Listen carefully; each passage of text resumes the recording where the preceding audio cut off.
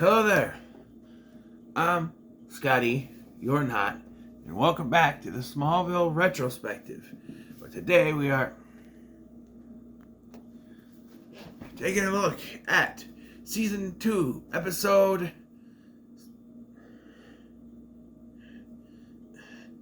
17, Rosetta. And, God damn, this episode was good, man. Why did I never realize how good this was? Even when I was watching the Talkville podcast last night, and Michael Roseman was talking about how the next episode was going to be good, and I was, there was this episode, and I'm like, nah, I don't remember being that good. God damn. Just damn. This is the ultimate pinpoint landmark episode of this series for a few reasons. One, this is the episode where we finally get to learn, or at least Clark. Superman fans would already know about his past, but where Clark finally learns about his past, where he's from and everything. And the next one, and probably the most important thing, is that it bridges the past of Superman with the future of Superman. The special guest star, Christopher Reeve, playing Virgil Swan. And again, another thing is that I didn't realize how long it takes to get to Christopher Reeve in this episode. I thought it started out with he gets a message, he goes to talk to him, and that's the episode. No, there's a whole lot of shit going on in this episode. So the plot is that Clark is having dreams of putting the key in the cave. And so, of course, he's warned not to by his parents. But after getting a painful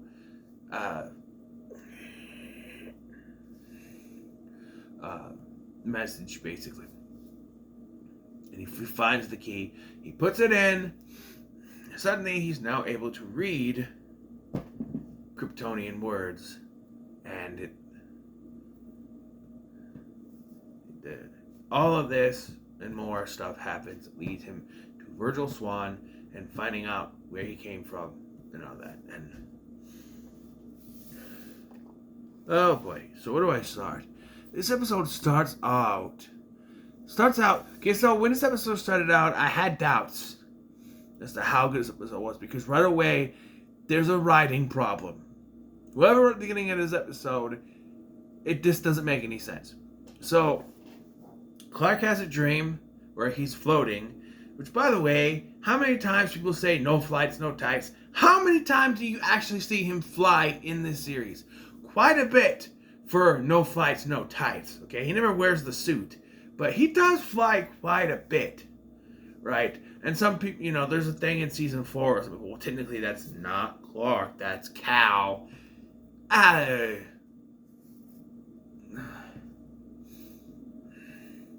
Technically he's going by Kal-El. It's like an alternate. He still flying. He's floating around here. Oh, it's in his dream. But how did he get to the cave? Did he super speed in his sleep? Did he fly there? Hints there, like in the second episode where he's flying over stuff and he's hovering over Lana's bed, But he wakes up in the middle of the road, and a car comes barreling down the road, and I said, for the love of God, don't let it be Lex. It was Lex. And I went, bullshit! How? What? No, that makes no sense that it would be Lex driving on the road. It just makes no sense that Clark would end up in the middle of the road and Lex Luthor, his friend, even with, it being someone that he knows is a long shot, that being his so-called best friend, Pete's his best friend, but his friend, someone he's friends with, come on. I find that too as Michael Rosenbaum would say, that is asinine. He'd also say, yeah, look at me, I'm shitting on the show. Shitting on the show. I'm not shitting on the show. This is the only part I have a real problem with. Well, there is a B plot that concerns Chloe and Lana. Lana confronts Chloe, or not confronts, but talks to Chloe about the letter she wrote to Clark in the previous episode, and Chloe gets all pissed. And of course, Lana does talk to Clark about it later, but leaves out details. That's the only B plot thing. Everything else serves for this. And so, yeah, Clark wakes up, and the next morning, he walks in, and he's just ready to walk up the stairs. He's like, he had a dream he ended up in the caves, whatever. And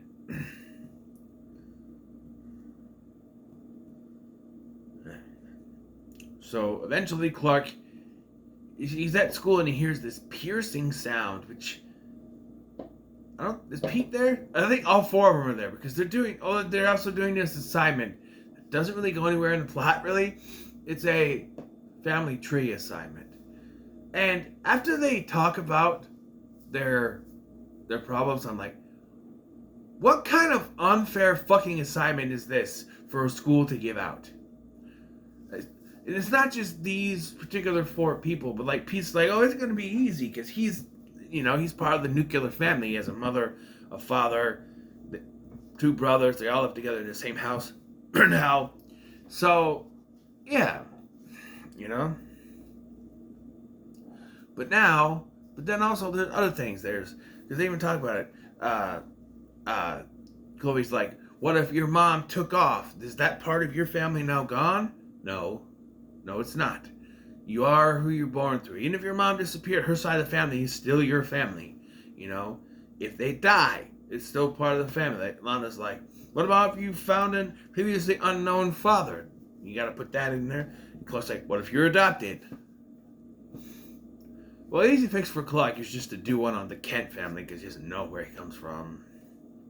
And I get what they were trying to do with this.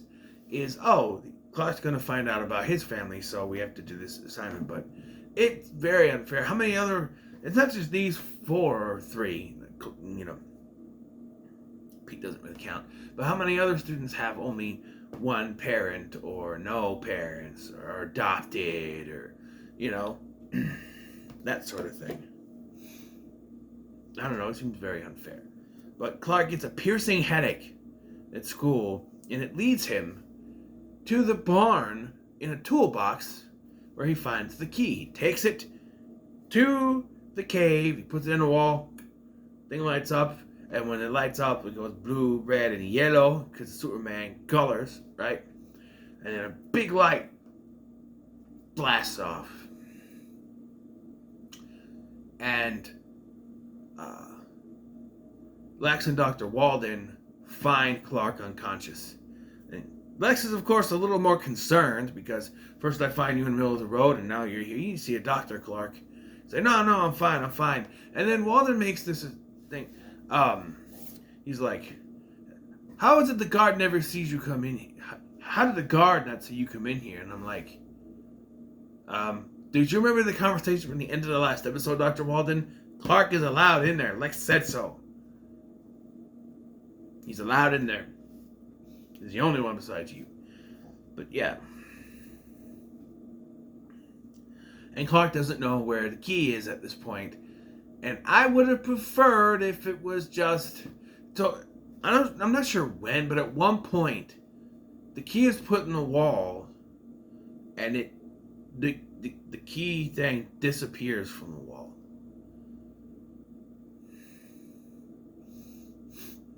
Maybe it's not until season 3 that happens, but it does happen at some point. I don't know. But I thought this was also the episode they introduced Jor-El, but maybe that's calling. Is the episode something enough? Not now, Big LT. I am busy not talking to you. I am doing this review. Go away. Okay. He's not gonna watch this. He doesn't watch Smallville. Anyway,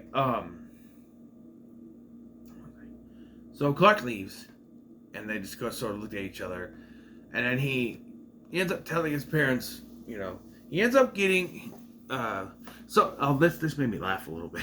he goes to the school with Pete because he gets this message from a Dr. Virgil Swan. And when they're booting up the computer and the internet, it makes the dial-up sound, and I always laugh because it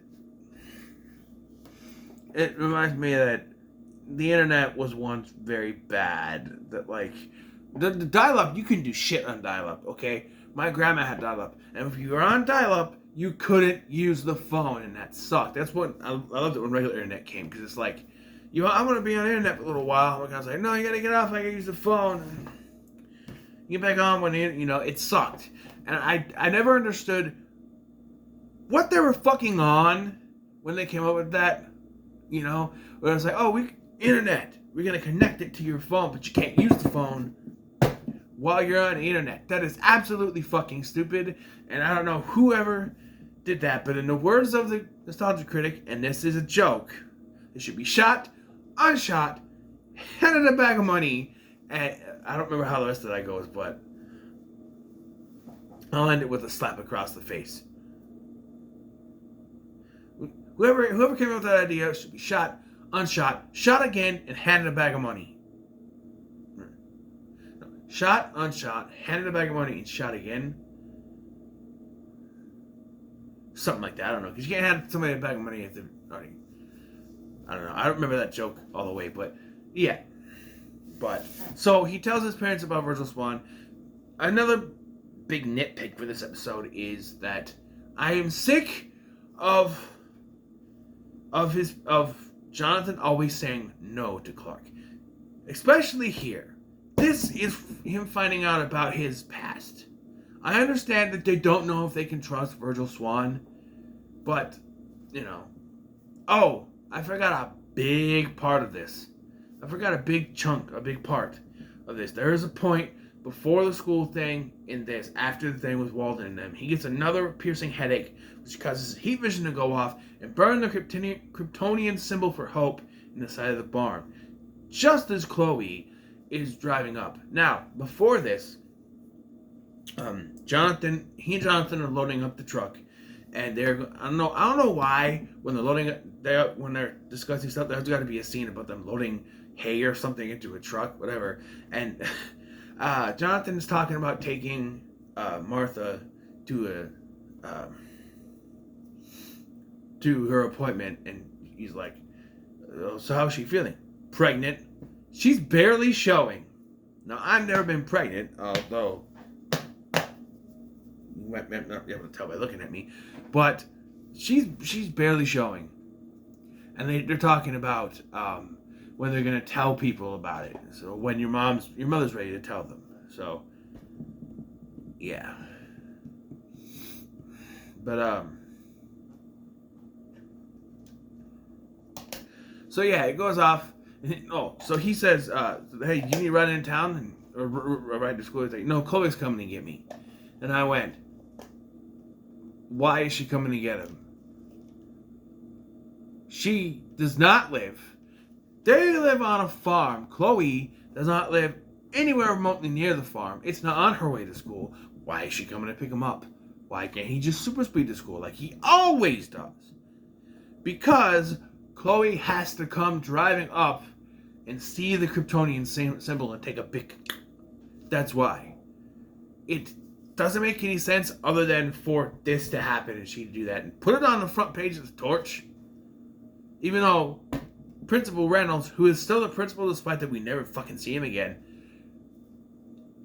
said not to do that. Or that was Quan, but still, he said it had to be grounded in reality. Weird symbols on a barn. And to Chloe, I must say, what a bitch. One of your best friends has a weird symbol on his barn. I'm gonna paste it over the fucking front page. Bitch. That is a bitchy move. 100%. Why would you do that to your friend? Because they had to put something else on top of it so people would stop coming and look at it because she posted it in the paper. And because of that, that's how Virgil Swan finds him. But that is a good thing. As DDP would say, that's not a bad thing. That's a good thing. Anyway, so after some debate with his parents, he decides he's going to go talk to him to walk to him. What am I, from New York? Anyway, I'm gonna go talk to him. Although Jonathan wants to do it as a family, he says, no, I have to do this alone. So he goes there, right? He goes there, he talks to Virgil Swan, who is Christopher Reeve, of course. And I love this. There's a reveal. He comes in and he's like, Dr. Swan. And he starts like talking to him, and they screen on. And there's a screen that comes on, and it's a message basically saying, you're Kal-El from Krypton, our last hope, Kryptonian life, whatever, Us Superman fans, comic book fans, we know the story of Superman, but this is Clark getting to know everything there is, well, not everything, but mostly about who he is, where he's from, that sort of thing. They even point out there's a map. He's like, is that where Krypton is? It's where Krypton was. I've tracked it, and there's nothing there. What happened? They don't know. Which is when I realized Jor-El isn't in this episode. It must be Calling that he first shows up, or his voice shows up. He's a disembodied voice, but still, it's another Superman casting too. But this is just, I don't know. It's surreal, even all these years later, to see Christopher Reeve across from Tom Welling. It's very surreal that he's even there.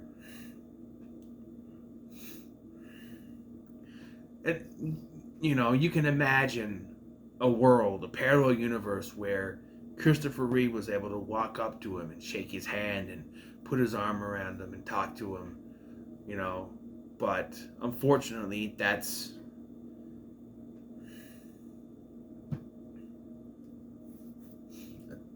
how life can get sometimes. Sometimes it's not fair. I'm glad they were able to do this conversation that they have, and it's, I remember this when I first watched it. It's like Superman of old meeting the Superman of new. And it's, even though they never officially called this version of Clark Superman, he was the Blur, the red-blue Blur, never Superman. Every time they hinted at it. There's an episode Legion in like season 8 or whatever, one of the guys is like, you're super, The closest I ever got was to calling him Boy Scout as his code name in the episode Justice. But that's another one of Superman's. They never called him that, But they would call Kara Supergirl, and she was Kara here, not Kara. But I'm pretty sure once I get to that season 7, I'm gonna have a difficulty calling her trying to say it's Kara, but keep calling her Kara because of Supergirl, the show.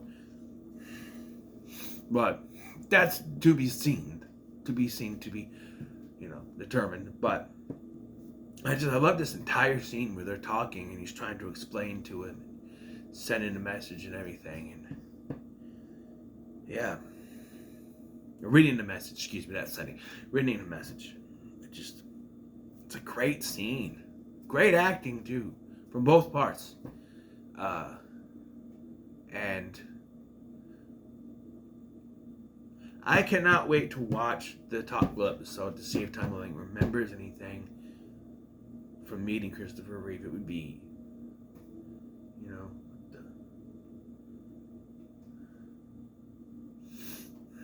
we have one more scene. I'm skipping over the Lana Chloe shit because it just doesn't. Anyway, well, I should say that I think Lana's moving out, but not 100% sure because I kind of ignored those scenes. I was just waiting for more of the other stuff. So I think she's moving up, but I'm not 100%. We'll find out next. I know she eventually moves into the talent, but I didn't think that was till season 4. I don't know. Anyway, so Jonathan finds Clark down in the storm cellar with the ship. He's just kind of staring at it. And then he takes out that metal thing that Jonathan showed him in the pilot. He says, I figured out what this is.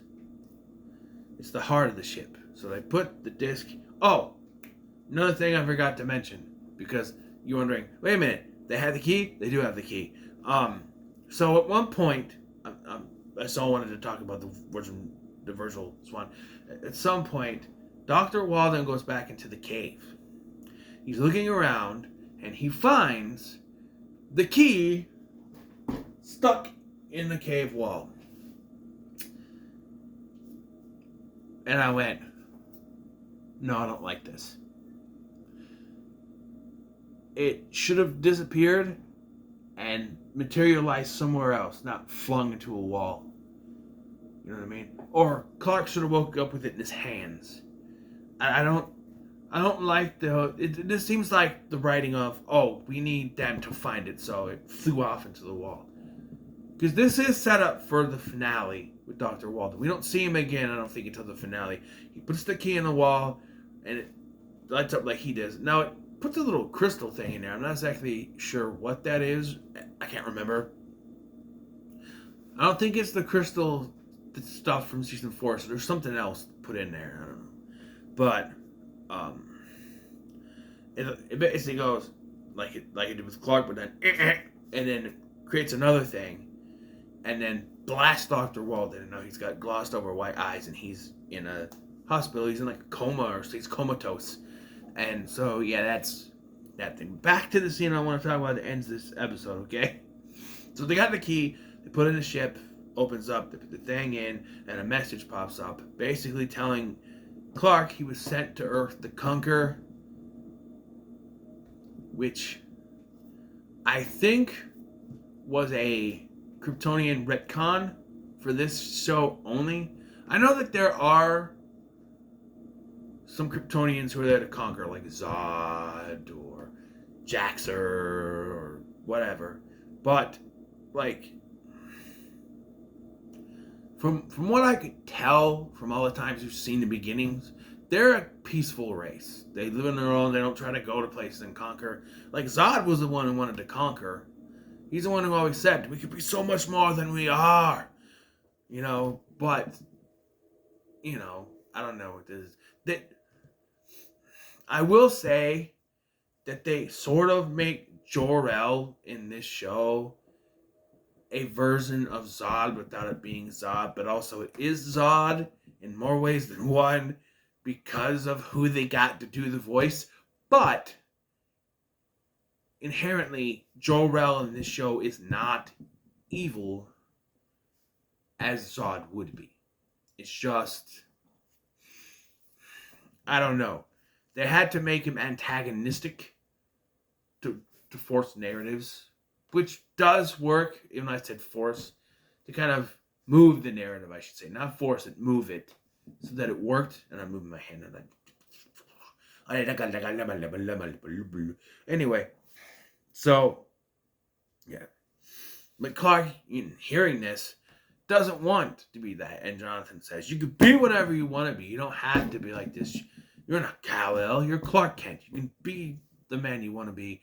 Gives him a hug. But then Jonathan has that look on his face like he's unsure of what to do, you know? Now, Jonathan has a point. However, Clark was ignoring things like Jonathan told him to. He was just going to go on, do whatever. But then his head started to hurt again, earlier. And that's what led him to the key. And that's what led him. And even after that, he was going to ignore it. But then, some kind of force did it again, made him put the barn. It was forcing him to learn all this. Like, Jor-El knew that putting that in the side of the barn would draw ire from Virgil Swan, who would tell Clark about his past, where he came from, all that stuff. Because, without going into too many spoilers, Jor-El has a destiny for Clark away from what Clark wants to do, and that leads to his decision in the finale, among other things that leads to the decision what he does at the end of the finale, which we're going to get to at some point today, hopefully. But with this, I think it goes without saying, it's 5 Superman logos out of 5. Even with the side plot, I don't care about the stupid side story. I'm not taking away points for the B plot. I don't care. This is a 5 out of 5 episode. It's the best episode of this season. One of the big, like, memorable episodes. I said that Zero is the best episode of season 1. This is the best episode of season 2. It's a great episode. Not only does it bring two different generations of Superman together, it,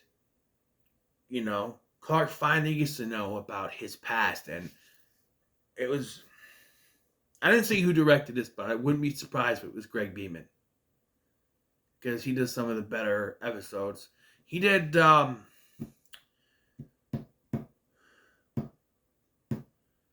couple episodes ago, so maybe he came back. I don't know, but I wouldn't be surprised. But, yeah. So, what are your thoughts on this episode? Leave them in the comments. Let me like, share, and subscribe. Thank you for watching. I've been Scotty, and I'll see you in the next one.